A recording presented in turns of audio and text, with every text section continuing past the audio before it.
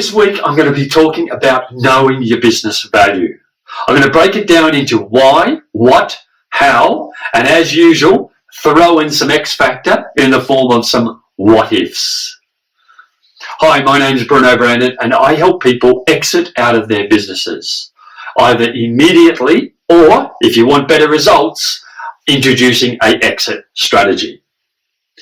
But firstly, why would you even consider this, putting this time and effort into knowing your business value, especially when you're so busy running shop as it is? Well, the first reason I believe is your financial positioning. You should know, or at the very least after a few keystrokes, know your sales, your expenses, and hence your profit, your cost of acquiring a new customer, your forecasting, your stock if you have it. It's just one of those suite of tools of knowing your financial position or being confident in your financial position. But also for insurance reasons, for those unforeseen challenges, you should know how much you're worth and your business is worth. In case you actually had to liquidate for whatever reason, you know how much money you could get when you do exit.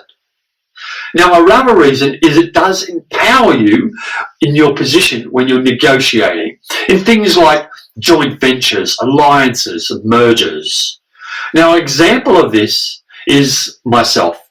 At some stage, I will take my company and I will merge with other professionals so that we have a complementary suite of services and we can seek out more customers and bigger customers.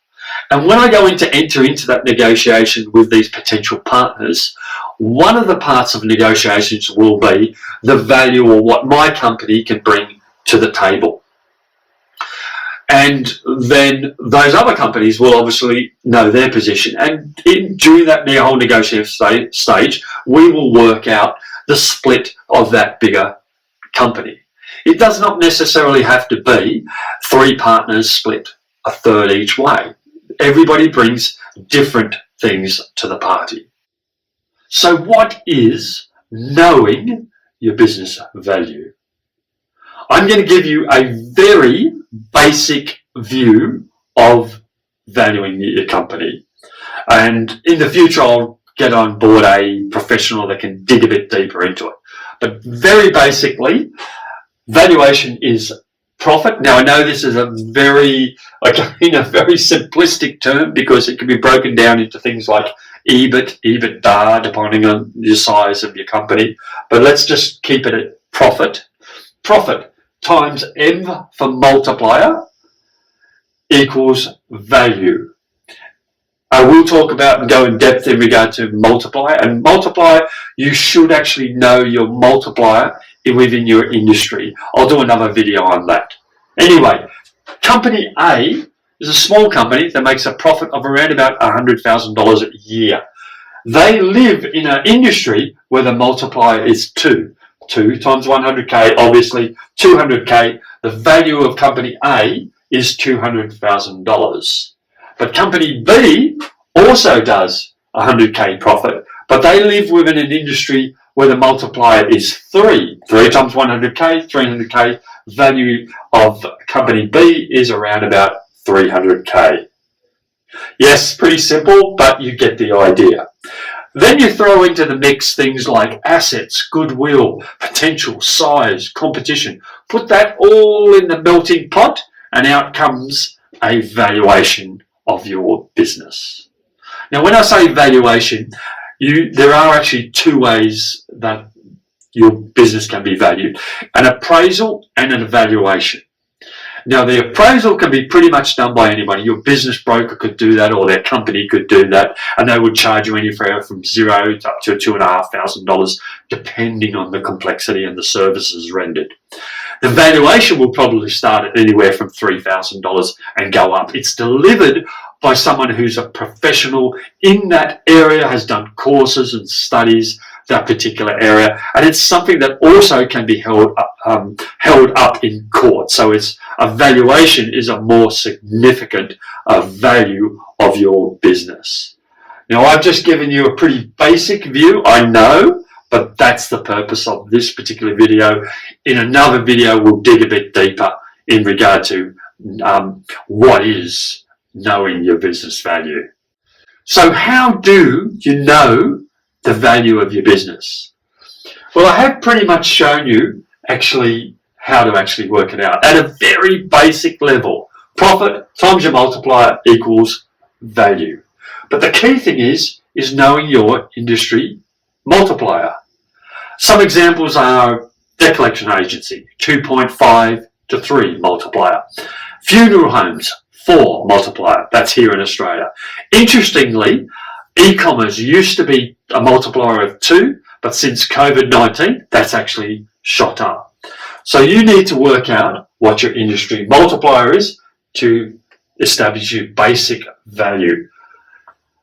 But this multiplier is not set in stone. It can actually be manipulated or increased by a good exit strategist by introducing things like systems, barrier to entry, location. I suppose at a higher level than this is you, the business owner, quite often work in this area, but are not proficient or knowledgeable in this area, the multiplier. And that's where an exit strategist can help you. So I said I'd actually give you some X factor in the form of what ifs. So what if we had 2 companies in this scenario? They were both making a profit of 100K. They were both in the multiplier or industry multiplier of 2. So they should be valued around about $200,000. But one of those companies had a rental property of about $1,000 a month. The other one had a rental property of around about $3,000 a month. And the industry norm would be, let's say, around the $1,000. So you find the company that has a rental property of $3,000 a month, a lot of buyers would be put off by that. And it would be harder to sell and hence drive the value down. So a factor outside of the profit and outside of the multiplier has now affected the value. Another similar example of that might be if the operating costs are excessively high for that particular business. Let's say a trucking company, again, makes $100,000. It lives in a multiplier of 2. Value should be $200,000. But their equipment cost that you need to purchase with that business is higher than average. And let's say that if you wanted to buy that business, you also have to buy the truck with it, and that's worth $200,000. So you're buying the value of the business for $200, but also the equipment of $200. So the total cost is $400. Again, might put a lot of buyers off, drive the value down. Now, the opposite of that is searching for what we call the strategic buyer. And the strategic buyer is looking to purchase a business and they're not necessarily totally focused on the multiplier.